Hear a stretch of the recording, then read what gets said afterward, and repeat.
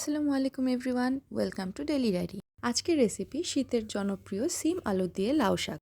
আচ্ছা, এখন অনেকেই বলতে পারেন যে এটা তো খুবই নর্মাল, তবুও যারা পারেন তারা অনেকেই ঝুরঝুরে করে করতে পারেন না, আর সেই জন্যই আজকে আমাদের রেসিপিটা নিয়ে আসা। তাই স্কিপ না করে লাস্ট পর্যন্ত দেখুন, আর চলুন শুরু করে ফেলি। লাউ শাক রান্না করতে অবশ্যই আমাদের লাগছে লাউ শাক, সিম এবং আলু। প্রথমে একটা পাতিলে লাউ শাকটা সম্পূর্ণ নিয়ে পানি এবং লবণ দিয়ে হালকা সেদ্ধ করে নিতে হবে। এক্ষেত্রে খুব বেশি পানি নেওয়া যাবে না। সব কিছু একসাথে মিশিয়ে 5 মিনিটের জন্য ঢেকে দিতে হবে। 5 মিনিট পর আবার একটু ভালোভাবে নেড়েচেড়ে দিতে হবে। এবার হাতের সাহায্যে হালকা চেপে দেখতে হবে শাক সেদ্ধ হয়েছে কিনা। এবার ধনিয়া পাতা দিয়ে নিব, এটা অপশনাল, তবে দিলে টেস্ট বাড়ে।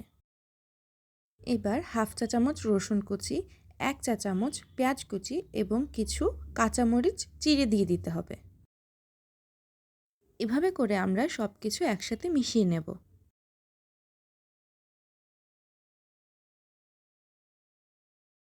এবার একটি প্যানে প্রয়োজন মতো তেল দিয়ে তাতে আবারও কিছু পরিমাণ পেঁয়াজ কুচি এবং রসুন কুচি দিয়ে নেড়েচেড়ে নিতে হবে।